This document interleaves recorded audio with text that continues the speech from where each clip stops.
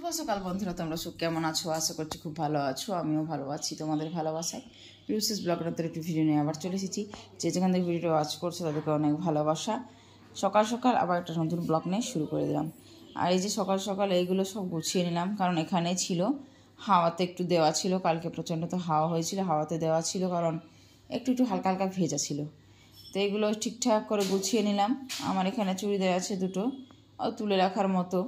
এখানে মেয়ের জামা আছে, তো মেয়ের জামাগুলো রাখবো জায়গায় জায়গায়, ঠিকঠাক করে গুছিয়ে রাখতে হবে।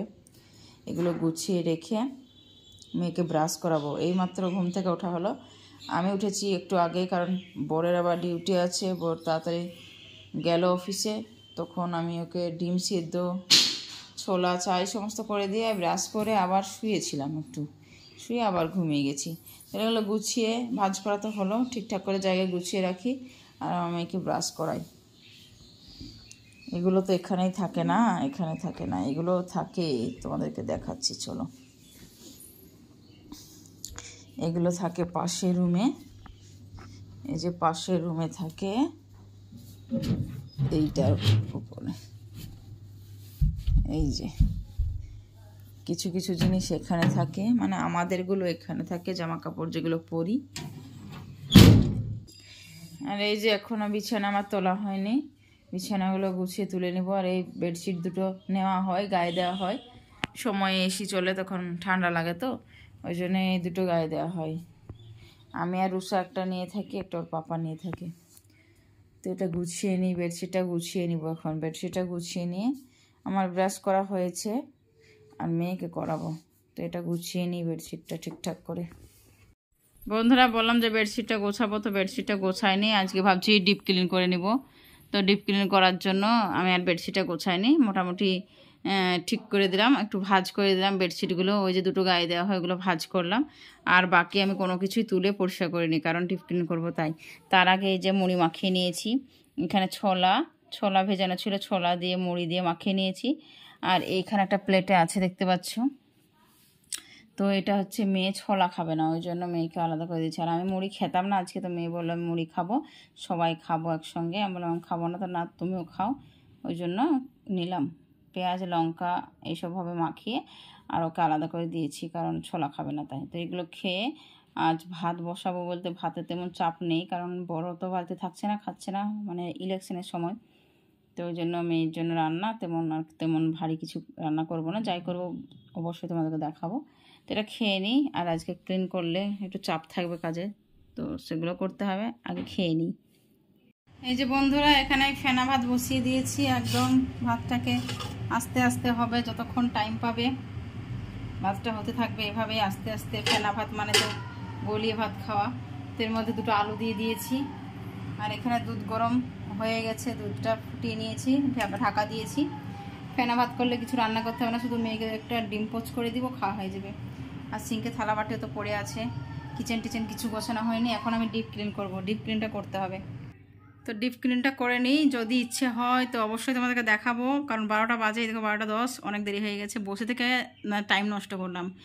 ডিপ ক্লিনটা করব, যদি মানে হয় তাহলে অবশ্যই শেয়ার করব, আর নয়তো ডিপ ক্লিন তো শেয়ার করাই হয় তোমাদের সঙ্গে। এখন ডিপ ক্লিনটা করে নিই ঝটপট করে। বন্ধুরা, এখানে সমস্ত আমার উপর থেকে ডিপ ক্লিন করা কমপ্লিট, ঝাড়ুও দিয়ে নিয়েছি।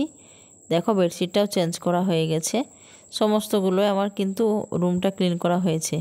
এবারে আমি কি করছি, যেটা ঝাড়ু দেওয়ার পরে ফার্নিচারগুলো হালকা হালকা ধুলো স্তর পড়ে, তো আবার একটা ন্যাকড়ার মাধ্যমে ওই যে ওটার মাধ্যমে ভালো করে আবার একটু মুছে নিচ্ছি।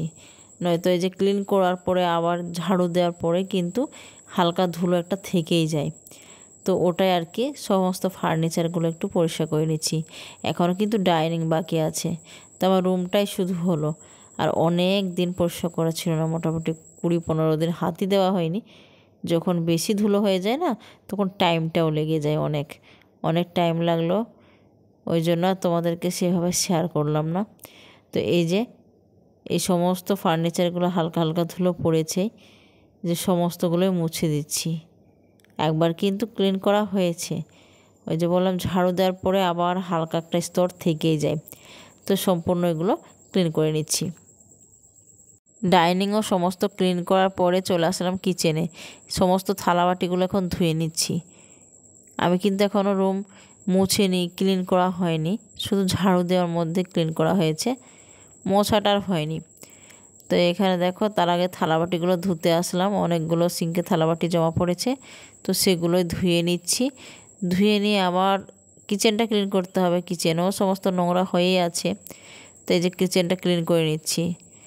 আর আজকে বর তো নেই বাড়িতে, চাপও কম রান্না, ওই জন্যই ফেনা ভাত করে দিলাম, মেয়ের দাঁতে ব্যথা, তো ওই জন্য মেয়ের জন্য ফেনা ভাত করা হলো।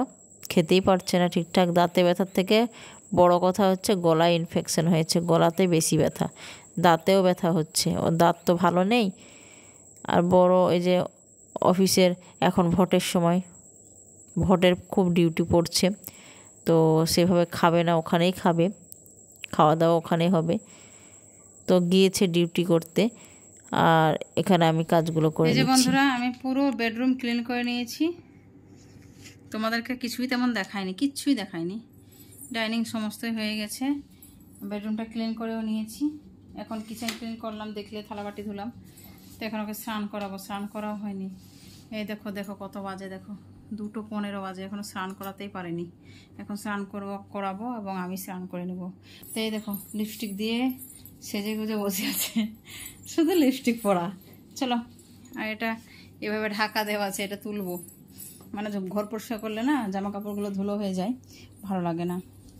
তুমি গামছাটা নিয়ে ওকে স্নানটা করে দিই। বর বাড়ি এসে স্নান করলো, স্নান করে ফ্রেশ হয়ে আবার যাচ্ছে এখন বহরমপুরে ডিউটি করতে।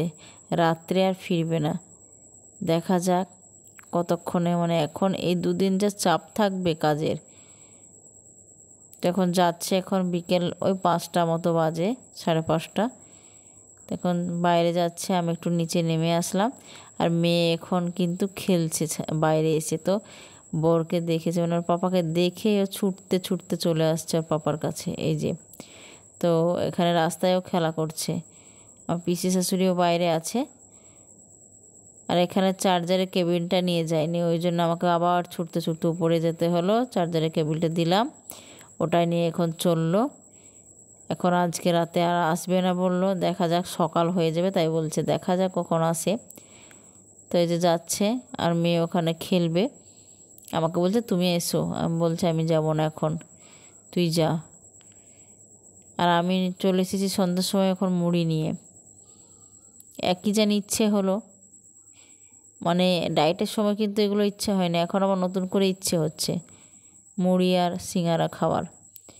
আর এখানে আমি গাছগুলোতে জল দিয়ে নিচ্ছি রাত্রেবেলায়, ফুল গাছগুলো, মাটিগুলো দেখো শুকিয়ে গেছে।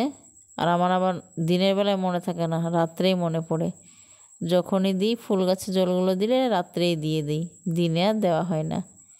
তো একদিকে ক্যামেরা ধরে আছি, লাইট দিয়েছি, আর একদিকে জলগুলো দিয়ে দিচ্ছি, প্রত্যেকটা গাছে জলগুলো দিয়ে দিচ্ছি। সকালে হয় দারুণ সুন্দর ফুল ফোটে। আর এখানে আমি ইনস্টাগ্রামে ভিডিও বানিয়েছি, সেটাই তোমাদেরকে একটু শেয়ার করলাম। এটা একটা ফানি ভিডিও বানিয়েছি, ইনস্টাগ্রামের নাম হচ্ছে বেবি আনোয়ার। যারা ফলো করোনি প্লিজ যাও, যেয়ে দেখে এসো, নতুন নতুন আমার ডান্সের ভিডিও পাবে। এখন বাজে রাত 12:30, মানে হঠাৎ রাত 12:30টায় চমকে উঠে পড়ি আমি, এত আমি ভয় পেয়ে গেছি, এত জোরে আওয়াজ হয়েছে না, রাত 12:30টায় আমি উঠে পড়েছি ভয়ে। তো এখন রাত 12:30 বাজে, আর বাইরের কি অবস্থা দেখো, তোমাদেরকে দেখাই একবার।